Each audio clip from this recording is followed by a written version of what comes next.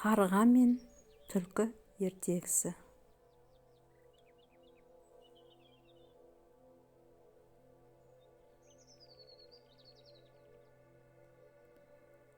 Орман ішінде бір түлкі жем іздеп жортып келе жатты. Ол бір ағаштың түбіне жете бергенде мұрнына әлде қандай жағымды иіс бұрқ ете қалды.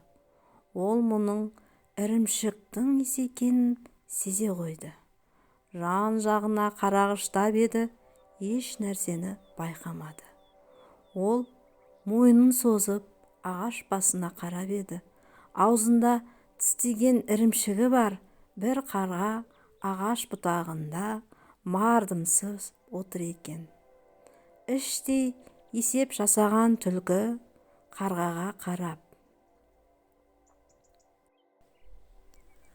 «Амансыз ба, Қырғеке?» деді сәлем беріп. Қарға деп мыңқ етті де үндеген жоқ.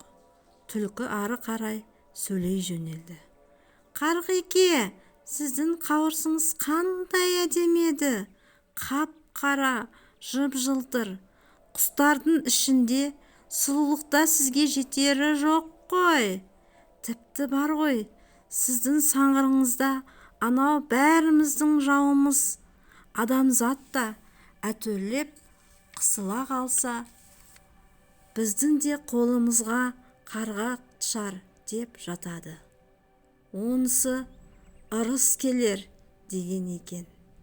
Міне, білдіңіз бе, менің де қолыма бір саңғырып жібересіз ба, Қанекей?» Қарға тағы да деді де үн қатқан жоқ. Қу түлкі енді даусын жаңадан қаттырақ шығарды. «Қырғеке, Қырғеке, сіздің даусыңыз қандай әдемі еді! Ормандағы құс біткен, сізше сайрай алмайды. Көптен бері сіздің даусыңызды естімей сағынып қалдық. Bir асырып жіберіңізші!» деді құйрығын бұлғандатып. Бағанадан бергі мақтауларға ләм демеген қарғаның кеудесі осы кезде қуаныштан тасып кетіп еді. Ол ән шырқамақ болып аузын ашып қарқ-қарқ етті.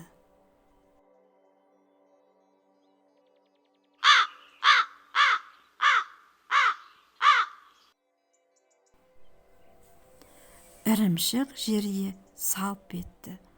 Қу түлкінің де күткені осы еді. Жерге түскен ірімшікті қағып алып, аулардына қарамай зып берді.